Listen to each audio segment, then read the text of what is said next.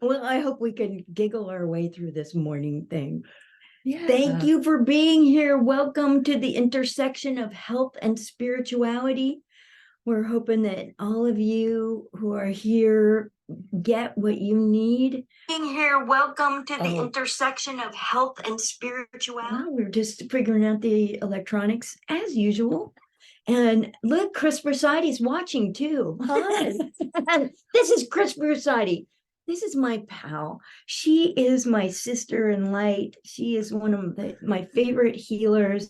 She is just such a yes for energy and spiritual awakening, anything that helps us grow and stabilize spiritually. And she's also got an awesome health journey. So we're going to talk about her health journey, but I want to give you her bio. Christine has successfully been helping people for over 19 years as an integrative healer.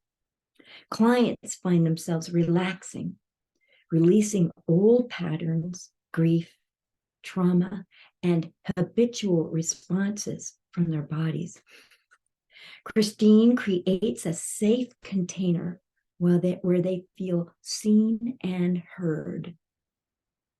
Her compassion springs from her personal experience of multiple life-threatening health challenges and recovery, combined with her extensive professional skill set to help balance and heal physically, mentally, and spiritually.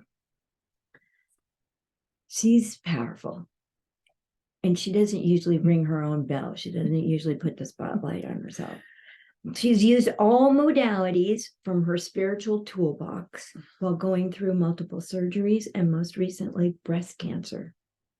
Each of these events has been a catalyst to connect with various spiritual practices to help her find strength, courage, and hope while navigating through uncertainty, the unknown. You know how we feel about the unknown, like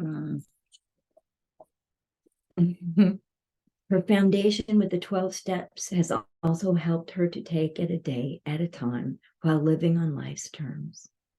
So, hi, Chris. Hi, Annie. This is wild. We've been wanting to get together and do something together for quite a while. Years, actually, quite a few years. So can you give us like a quick trip through your health journey? A quick trip. Hey. Wow, I would say my body, I've had a lot of tumors over the years. Most have been benign, and some of my surgeries have required hospitalization. About 10 years ago, I had a brain tumor, which was benign. However, it came out of nowhere and it stopped me in my tracks. And it's taken quite a while to regain some of the things that I lost in that process. And then last August of 2022. Yeah. I mean, time is a year and a half ago. Almost. Yeah, time is not linear at this moment. I had a clear mammogram, and then about 6 months later, 6 months later, I did a self-exam. So I'm going to plug self-exams for everyone. Men and women can get breast cancer. So do definitely check. Don't just rely on your mammograms. It turned out to be malignant tumors. And then when they did an MRI, they found more. So I had like about 5 overlapping tumors. It's called invasive lobular carcinoma for anyone who wants to find out more. Most people get ductal, but there's the percentage that has lobular, which is a little harder to find and a little trickier. And so I had a mastectomy in last November, then went right into radiation, which it was 25 rounds, which My Reiki practice and my prayer practice came very, very much into that process because it helped me get through it. Because that's, for anyone who's not aware, radiation is usually 5 days a week, and it's quite intense. And then I was told, oh, we're going to do a targeted therapy. So I'm on a drug that I'll be taking for 2 years. I'm 14. I have 14 months left. I'm counting. And then another, most estrogen positive cancers, they have people go on estrogen blockers. So that's a 5-year treatment. So 1 year down, 4 to go. And so, you know, just I've had a lot of time in my body trying to navigate what the heck is going on. So it's caused me to get real. Somebody used to say, oh, you took a big bite of reality. Yes, I did. As we all do, right? We're all having moments where we get doses of reality, a little, some a little more than others.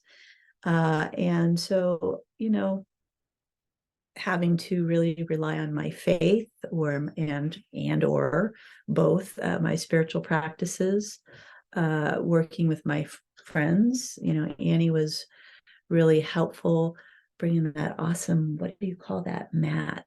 The cloud tropics cloud mat. Yeah, which was so fabulous. I got to be humble and ask for help, which is not one of my strong points. You know, there's a lot more to unpack there, but you know, basically I've been exposed to, both as a practitioner in helping folks be going through I want to say chronic illnesses or cancer. I've done a lot with oncology patients, and now I bring that, my own experience, so I'm more compassionate. I understand a little bit more. Same with traumatic brain injury, those kind of things. What did you do for these people? What kind of services did you provide for them? A lot of the cancer folks, they really liked the Reiki. They like Reiki energy, especially if you're suppressed and you can't have a lot of effleuraging, moving energy in your body. You can do it hands-on, you can do it hands-off, I can do it distance. Yeah, you know, people can be anywhere in the world and you can receive Reiki from her. Yeah, and Reiki is very subtle. It's a Japanese healing technique that helps, I want to say, rebalance. It helps reset. It relaxes you. How it's helped some of my clients, it's helped with nausea, anxiety, sleep, and some pain relief. It can decrease your levels of pain. And other ways, you know, people come for cranial sacral work. They come and see me in person. If they come to me online, I've had lots of distance Reiki sessions that I do online, sometimes in tandem with the Akashic Records. So we open up the records, we chat, and then we go in together. The Reiki does the stuff, I just the conduit, in a way similar to what channeling and what bringing forth the soul's consciousness. I'm going to plug her book for a moment. Thank you. Well, because that process really helped me too, to connect with my body and what my purpose is, why I'm still here. Because when I got that diagnosis, the last one, I was like, I thought I had decreed 10 years ago I was done with this. No more tumors. And that's another thing, humor. Absolutely. Every day is not always humorous. I'm looking at 2 different cameras, by the way, people. So just know that I'm not shifty. Not in that way. No. She shifts in the way she needs to shift. So tell people, cranial sacral is like kind of like, how do you describe it? It's working with the cerebral spinal fluid that's running up and down your spinal column. And there's parts, I'm doing this, there's parts where you're doing work around the head. The practitioner's tuning in to the rhythm of your fluid flow. There's various techniques and protocols, because you can release things in the brain, because believe it or not, right, our head, when we're a baby and we have the fontanelle, the structures in our skull, there's lots of bones that they can move. So part of the practitioners using maybe 5 grams of pressure, I mean, very subtle pressure. It's not massage, it's more holding. And sometimes in the process, people do what we call unwinding, where I might just be holding them, and you know, the fluid's moving, and they may have a release, and I'm just following, I'm holding and following, and they're the ones, their body is releasing, letting go of tension. Maybe they have an emotional release and they cry. I welcome tears. I welcome crying. I welcome full expression of what's going on. Right. Otherwise, we get jammed up, and I've even seen people with letters and words stuck in their throat, and so the full expression of getting it out, letting it move, unplugging the blockage, and letting things move. It just so powerful, very powerful. And I've experienced doing that work with Annie, and then also with myself practices, feeling where the energy might be congested, or, lack of a better word, stuck, or even just constricted or restricted. Yeah, that's the word. It doesn't blockage sounds so complete, and sometimes it's just a partial. It's like a restriction. So it's like another reason to release tension, right? Right. And my sense of you and my experience of you is that you really do feel the energy. Yes. And like all the time. Yes. Christine takes me walking in graveyards, and we go feel the energy of what happened to these people and what's going on with their families. I'm like, oh my gosh, okay. It's very informative. It is, and it's quite fascinating if you have time to what's the word I want to say, because like sometimes I like cemeteries, and I live quite near one, literally across the street from me. And so sometimes I just sit there and I look at the gravestones, and I look at the dates, and I'm kind of like, what's going on there? But also it's a great place to ground, believe it or not. And there was something you said about that, feeling energy, like right now, for anybody who is more of an energetic sensitive, there's a lot going on out there, not just our own physical bodies adjusting to what's going on. If you follow anything about solar flare activity or geomagnetic activity, there's a lot going on the planet. And some folks might be feeling it more than others. There's astrology. If you follow the planets, the moon does pull. It does its thing right now. I think there's king tides out on the West Coast, so we're having really high tides right now. And we had a new moon, and all that kind of stuff. This is a strong new moon this year. It is. It was. It's like very weighing. I wasn't really in the mood for that, doing that, but it got me anyway. Right. And it can be quite enlightening. Sometimes challenging for me. Like large crowds are hard for me these days, especially after my brain tumor stuff. I've noticed I have to really honor that when my body says, hey, this is too much, or hey, it's too bright in here, or as I keep saying, hey. Hey. And sometimes if I'm not listening, I get louder signs from the universe to say, or physical signs, signs, like some little symptom will start chattering, or it just, for me, like my maybe my balance will be a little less stable. Yeah. Just little things that say, okay, settle in. Because when I'm sensing energy, a lot of times it's my third eye is wide open and my guts are like wide. Okay, what are we feeling? It's codependent tentacles are running around, feeling what's going on and trying to sort it out for me. And it's like, no. Come on back in here. Back to focus. Back to center, kids.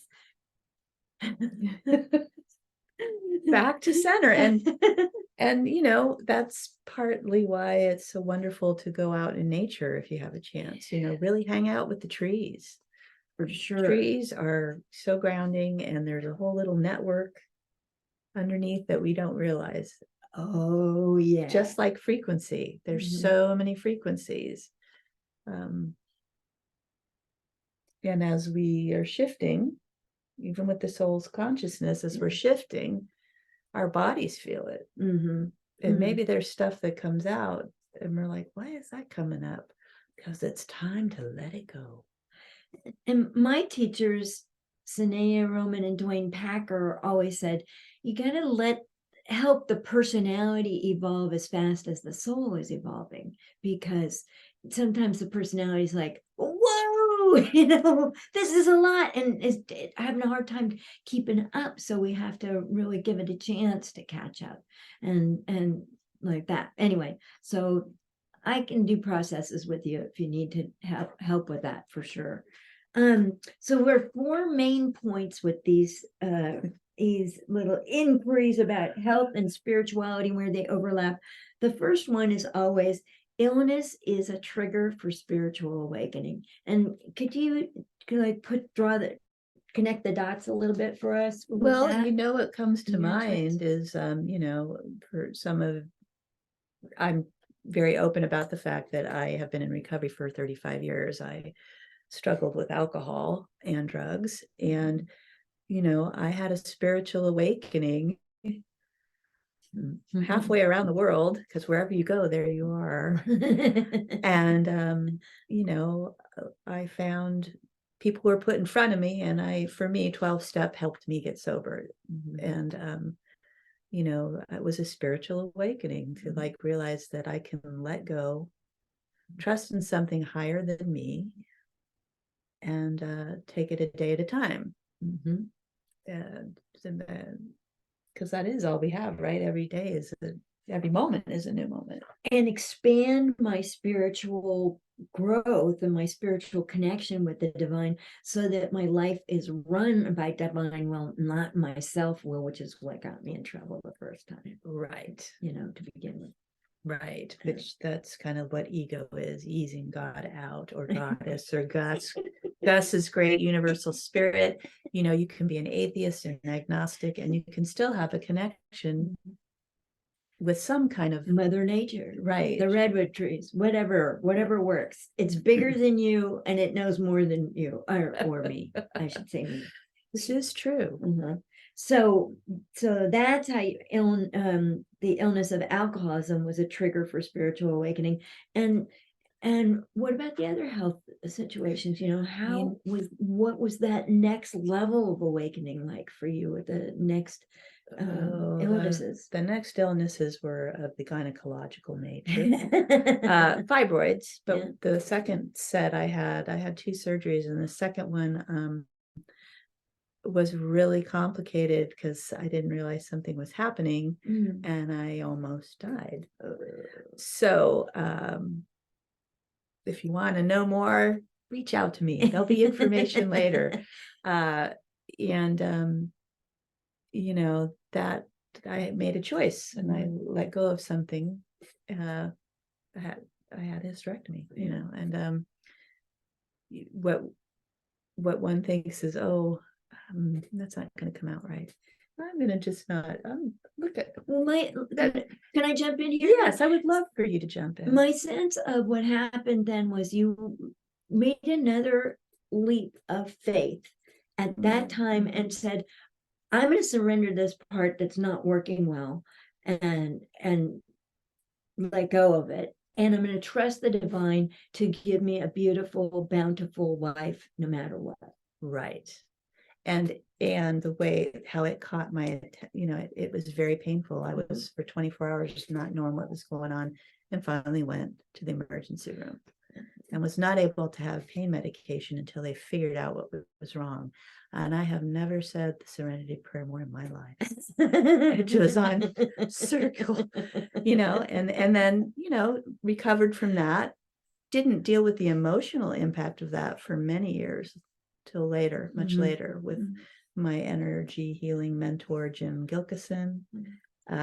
He helped me a lot with that because I was having back pain, not realizing that the scar tissue, we're not, sometimes the old issues in the tissues, there's a reason for that, because our bodies hold when we have grief and loss. The places that we hold are in our jaw, our hands, and dare I say our sphincter. Yeah. And I learned that over the years. We speak anatomical parts here. Yes, we do. Yes.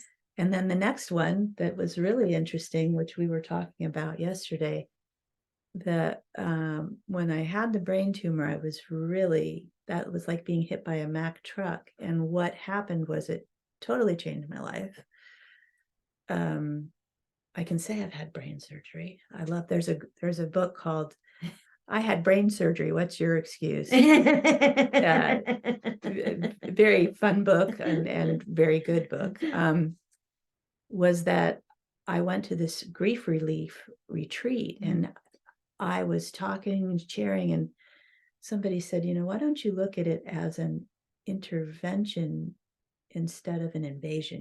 Because I was really upset about it. And in that retreat, I also got,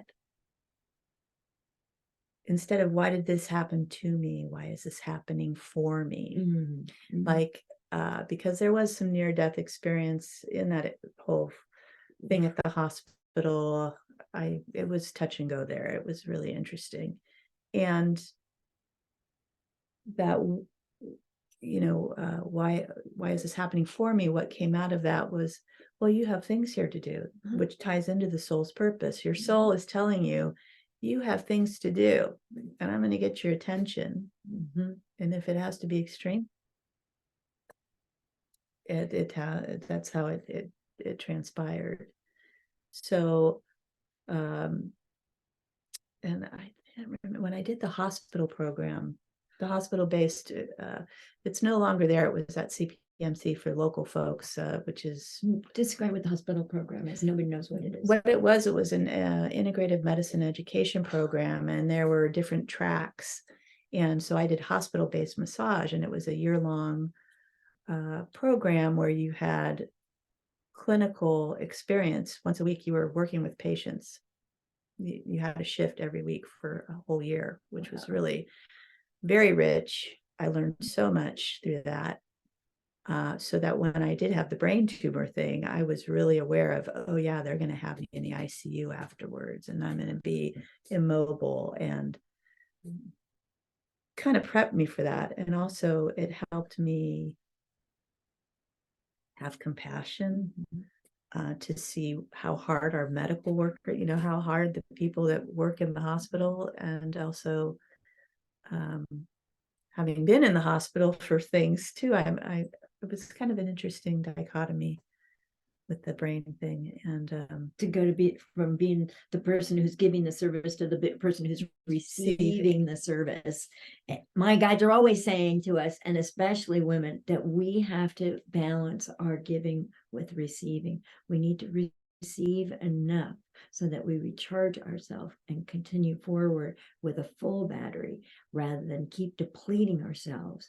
And so, and that's spiritual charge, that's emotional refreshment, that's physical refreshment also. Got to stay in balance there. And that's part of the trickiness of the spiritual path, and I think a personality path too. My personality is like, let's go do business. Slow down. Okay. It's all right. I hear you, Right. And slow down. That's another thing, I post surgery, I started having simple partial seizures. That took a long time to quiet, but it meant doing things that I didn't really technically want to do. And now I'm grateful that I did them, because I'm, and I was like jamming, yeah, I'm 10 years out, and then boom, guess what? We're going to give you something else to help. As one of my teachers would say, grist for the mill. Sometimes that's what helps us with our soul development. Yeah. Is we don't realize it. What is it? Hindsight is 20/20. Sometimes when we're going through things, that's the old, why is this happening for me? and oh, I get to drive to see Annie and do this Facebook Live that I'm like, to be honest, vulnerable, and I'm upbeat and happy about it because I love this person. But also, do you see how this experience for Chris has made her an incredibly able healer? And my part of why I wanted to interview her is because I learned a lot more through this about you, but also because, we need to get you and your work out in the world.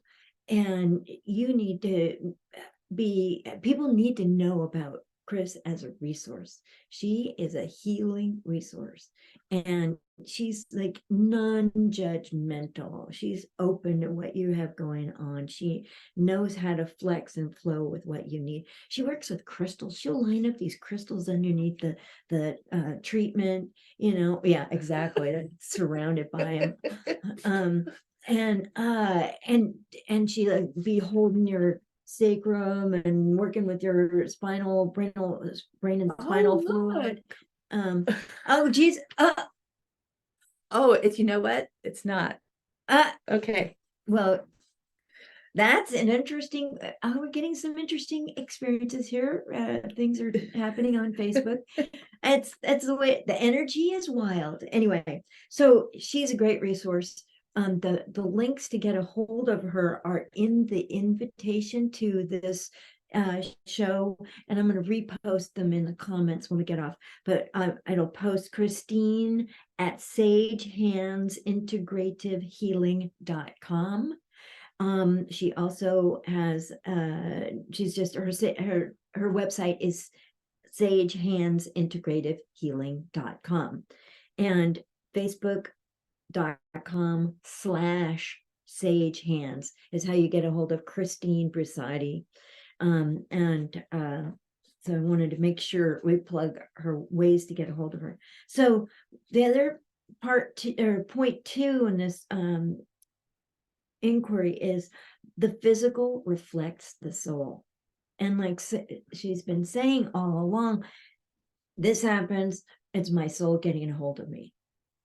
This is happening for me so that I can evolve, so that I can get my work out in the world, so that it can be of greater service to people.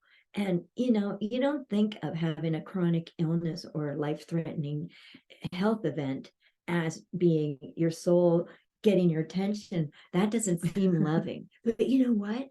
It is. It is. And when you answer the call, good things happen. They do. They do.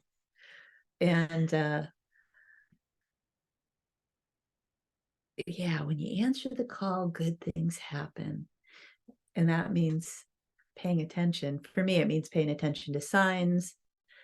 I am clairaudient, so I hear things. I get, and the day that I ended up in the hospital with a brain tumor thing, my friend, I offered to do a trade massage, and I kept hearing my guide say, text him 3 times. And I listened, and had he not been with me, I might not be here, because all that stuff started happening right after I worked on it, finished up, put the table away, and all of a sudden all these weird things were happening. And what it was the brain tumor was pushing on my brain.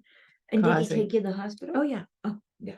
Nice yeah. clients when they do that. Well, and a fellow fellow AA'er. Yeah. So service is part of the thing. So I got personal ambulance service.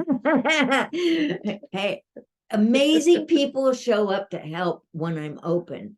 And when I couldn't drive because of MS, my balance was so wonky, and I was being taught to work again and trying to get my right arm to work again. I had to call people all the time. What are you doing Thursday around 8 at 9:30? Can you pick me up and take me to PT? And I was way the heck up this dirt, this road, skinny little road, and to give people these long, elaborate directions. And anyway, so look, we got 250 stars, honey. That's what puts the stickers on our noses. I guess, but it's not, yeah, it's good. It's on your end, I think. But anyway, the physical reflects the soul, and this is the soul telling me it's all right to accept help. It's all right to ask for help. Yes. And the people I thought were going to show up weren't the ones that showed up. These weird strangers would show up that I hardly knew, but I had the guts to call them. And they said yes, and they would drive me, or my sponsor would say, oh, my sponsee needs to pick you up and drive you to the city. To your medical appointment, and then drive you home, and then drive herself back to Walnut Creek. And it's like, this is like a full day. That's a full day of service, Anyway, so the third point in our inquiry here is the soul has a blueprint that, when followed, health and happiness increase. What do you have to say about that? That kind of reminded me of Alfalfa from our gang, the Little Rascals. And I would say, doing work in the records. And actually, I got to be a beta reader for Annie's book. And so part of that was every chapter had an exercise. So I was constantly working in the records and with my energetic body as well. But during my treatment, it was so helpful. And, after I was done with those, a lot of times done with an exercise, I'd feel really good because my soul was aligning with what was happening. That's how I feel, or when I'm, I had to kind of put my work with end of life and hospice on hold after my brain surgery, which I had been working with seniors for 5 years. I had been going into assisted living places and working with dementia patients and other folks, and very active in hospice, massage, and end of life support, that I had to stop. And so now that's coming back online because that is part of my soul's purpose, is to help people as they navigate transitioning. And transitions can not only be death, but they can be a change in health. What's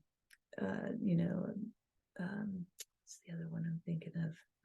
Work, personality.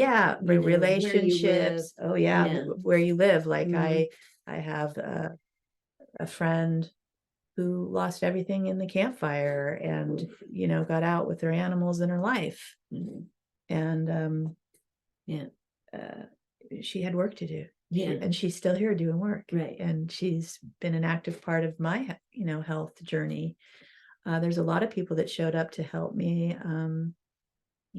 I was very vulnerable, and I said, here's the helping hands page. And people, brought me meals. Like I said, Annie came and drove, you just drive. I just brought her meals, or just, to visit with her, to keep her spirits up, and drive her to a medical appointment here or there, and, just to be in it with her. I didn't necessarily do anything special. Just be a friend, just show up. Right. And the other folks that have showed up, because I moved back to the Bay Area. I was living in Mount Shasta for about 4 years, and I had to move suddenly. I had 60 days to move, and I decided to come back here. And that was, a real hard time. And I kind of would forget about hello, ask your guides for help. Hello, ask for help, ask for help. And, I did end up finding a place, and it's been wonderful to be back around here. So people who want to come see me in person, I'm in downtown Sebastopol, which is in Sonoma County. And, if you're wanting to do distance work, the great news about technology is I can have a Zoom session with you. Yeah. I have a lot of clients who, especially during the pandemic, would reach out to me, and we would do work online. Yeah. Well, when she says the records, she works in the records, she means the Akashic records, whether she's opening the records of her own soul, or I think when you were moving down from Shasta, didn't we look up the records of some of the places where you were looking to rent? Mhm. And so we could check the energy that way. We could check the history. We could check what the land wanted and needed. We could check whether it felt good or whether it had enough light in it. Could this place hold her light? It's pretty bright. With all this work, spiritually and physically, her light has increased over time. And that, don't you find that that's like a focal point for you? Like when all else fails, let's say, where's the light inside me? Like, I bring myself back into my light. Right. And that can be as simple as doing a 5-minute meditation. For me, it's self-Reiki practice, because that helps keep my frequency, keeps me balanced, and keeps my frequency good. Right. And some days are better than others. I mean, let's be honest, that's the human condition. Yesterday I was driving down the road thinking, why do I feel kind of odd? And then I thought, maybe I'm not supposed to feel great all the time. Like, there's this assumption I'm supposed to feel great all the time. Like something's wrong if I'm not feeling great all the time. Well, maybe that's just a piece of misinformation, and I can just let that go. Like, Right. And what the heck? And we live in a time where the messages are out there. Oh, anti-aging. Yeah, right. Oh, gotta. Right. And sometimes it's in the being, not the doing. It's in the being, not the doing. I have to remind myself that. And I also think about the dark night of the soul, when one's light is dimmed. For my own experience, I've had bouts of depression. In really tough times where I've said, where my head just won't, the voices in the head are just like, not always on my side. And really begged my guides, begged the angels, begged goddess, God, whoever, but I would, please help me. So I might be all happy and joyful, because I am normally, for the most part. You are. I'm a happy spirit. I like being here. But there are days when I hope people can relate, where there are times where, it's really can be challenging, but we get through it. I think the days where I was home alone and listening to my own mind were the worst, because my mind goes, it's gonna be this way forever. Of course, I'd have a good day, and it's gonna be this way forever. Then tomorrow's not this way, and I'm really disappointed, like, because I didn't have the expected thing happen. It's one day at a time, and it always has been and always will be, here on planet Earth, where things are linear. But I think the soul's blueprint reasserts itself through these openings that happen because of physical illness or even mental illness.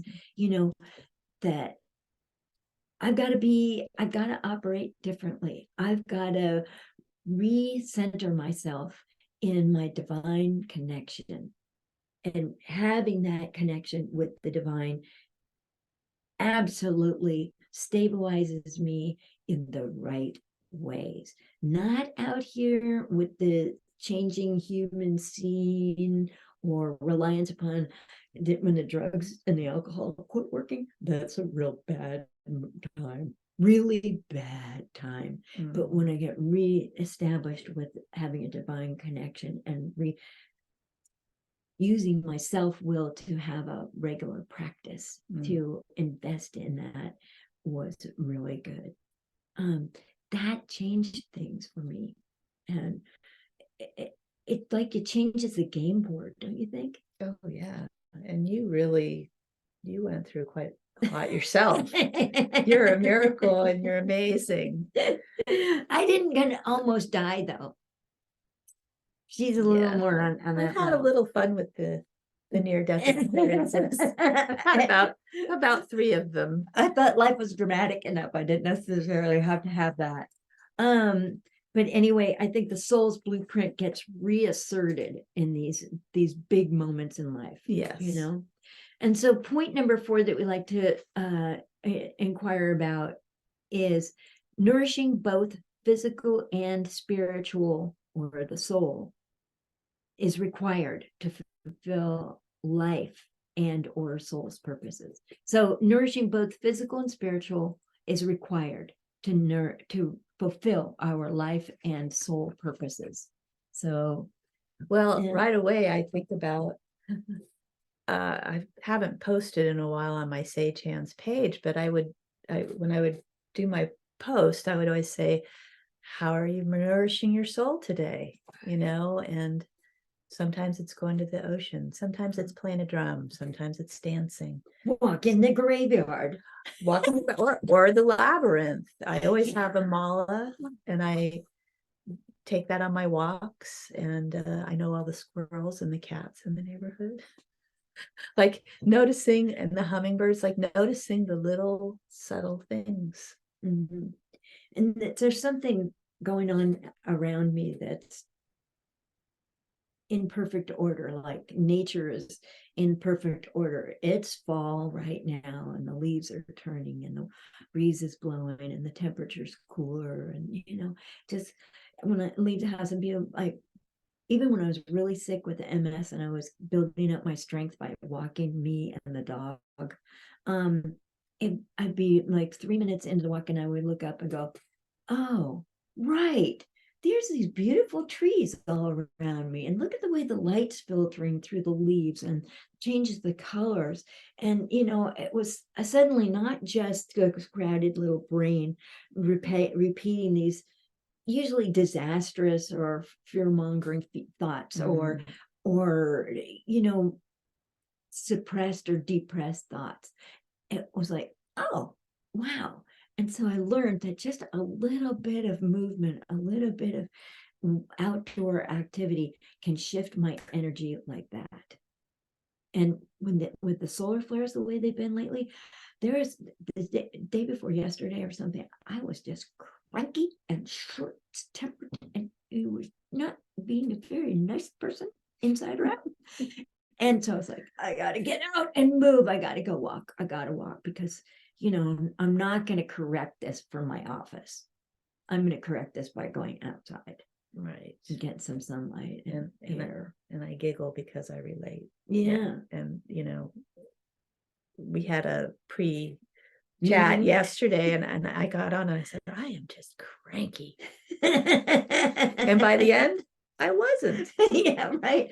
But also I like that because just saying to somebody else I'm really cranky, like, it uncaps the pressure, and releases the pressure. Like, I'm not alone in my own world with just me and my thoughts. I can really tell it to somebody. They don't have to do anything. They don't have to fix anything. Just hear this for me, will you?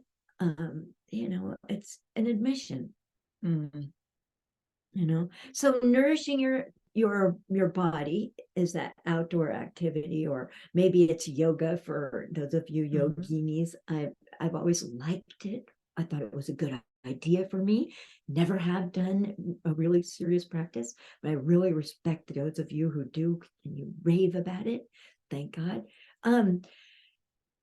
Maybe it's also just like, I can get spend hours here in my little office. This is a part of my office, and be on my computer working away, and the hours just go by, and it's like, oh, thank God I have to get out of here and go make dinner because it's something other than work, you know?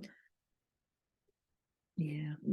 And so soul food. What are good soul food things for you? Well, I like the yoga thing because that's also connecting your breath, your body, your moving, the circulation, massage.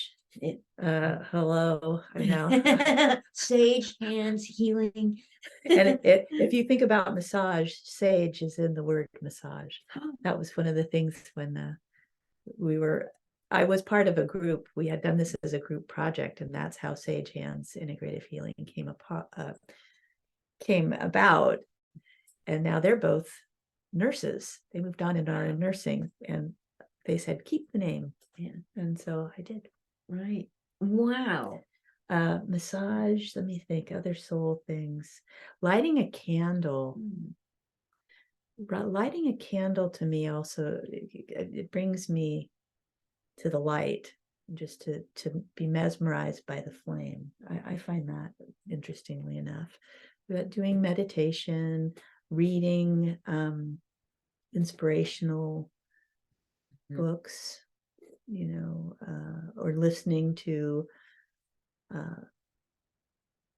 it's ambient music. It's various hertz levels is always calming for me. When I can't, if I am in an agitated state, I will do that. I do too. Or I'll get on the phone, the isolation thing, and share with somebody, even if I don't want to tell them I'm not having a great day. Right. And say, hey, or come from a different angle and say, I'm going to call somebody else and see how they're doing. That to me is a form of nourishing the soul, because it's getting out of me and helping somebody else. And that was the thing that just showed up in my head, was praying for somebody else. And I'm thinking, it could be that starving kid somewhere in my country, somewhere in another country. It could be the victims of war and civil unrest in other countries. It could be victims of racism or sexism or other kind of ways of people identifying, when people are changing their identity, that's a very hard thing to do. And they come up against a lot of brick walls and non-acceptance. And so I pray for them and their wellness and their ease. And just praying for just getting out of my little world, because it's a really small world, over here. So so thinking about somebody other than myself is really enlightening. It is, and listening. One of the things that I love about my mother, who's been gone for, gosh, we're coming up on 21 years in January. She was a wonderful listener, and I feel like that was a gift, a trait of hers that I have, and I love that about my mother. She was quite the lady. And her form of nourishing too was, she was a good cook. Oh, really? And used to entertain a lot. And so, maybe it's entertaining, although that's changed a lot over the last few years. Things with COVID gatherings and how we are, but she would show her love through food. That was her love language. And for me, nourishing my inner child is hanging out with my stuffed animal. They're low maintenance. You don't have to take them to the vet. They don't need to walk them. Yeah. But there's something about honoring the inner child as well. That can be very nourishing. Coloring. I found some of my old artwork when I was a little kid. I have a bunch of it. Sometimes I'll pull it out and look at it. Go, oh, remember that little girl? I have a niece who works in a kind of a high pressure job for Pinterest. And she's always been artistic. I mean, when she was a kid, she came home from school and she had marker pens all over her hands. Like she'd been in them. And now when she gets stressed out, she says, well, me and my sweetheart were stressed out the other day. So we decided to do tie-dye. And I'm like, that would not de-stress me.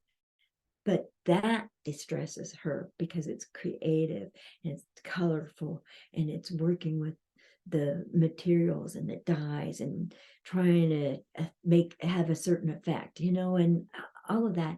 And just different ways that different people do it, Right. And you were doing this as an Italian, you're an honorary one. I try. But the tactile, something about tactile, there's, part of carrying around the energy that needs to be released. There's different ways to do discharge. That's what you were making me think about.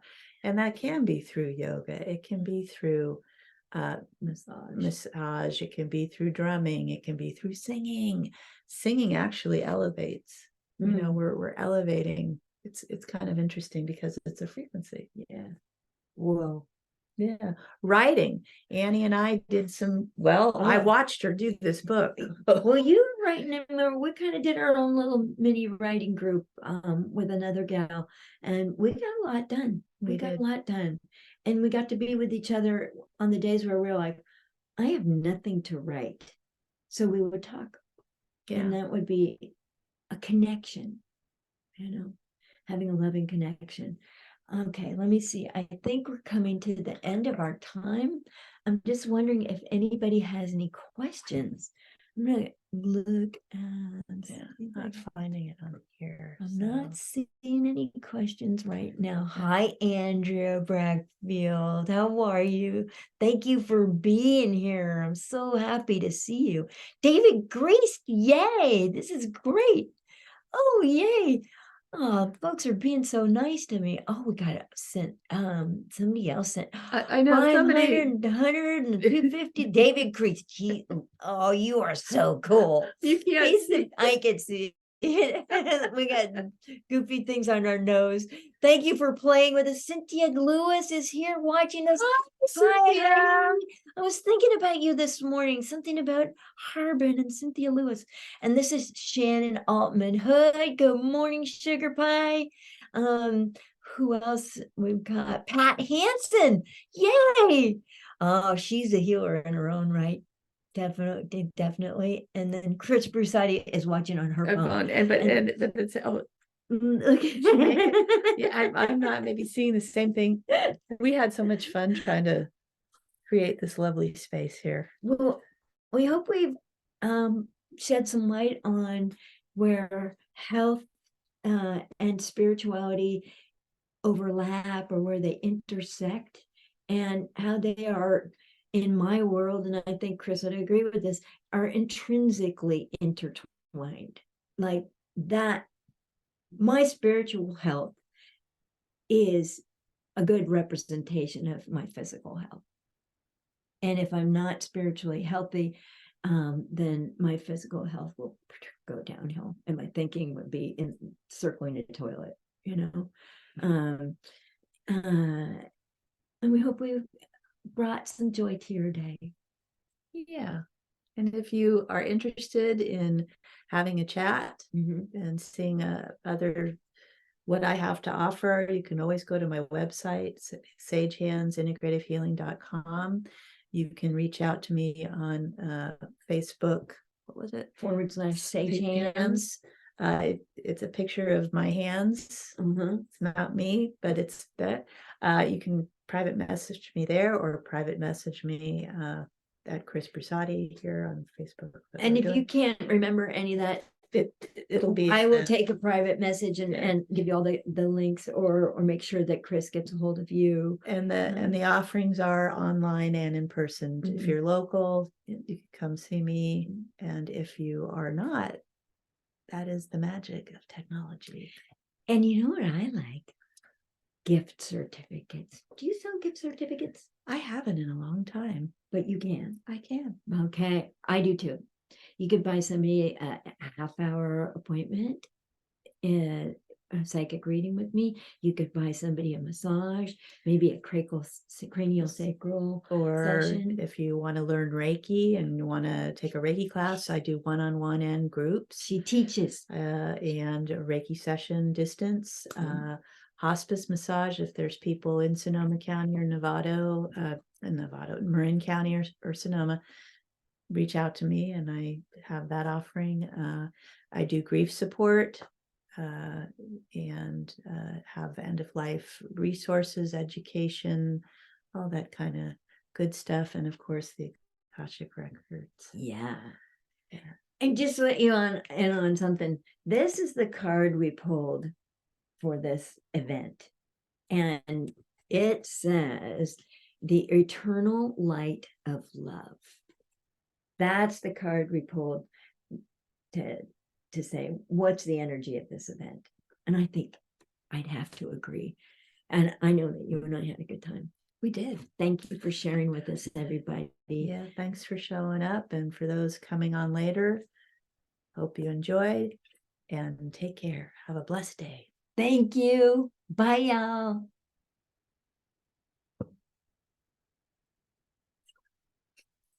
Hard to turn the electronics off sometimes. The wrap up.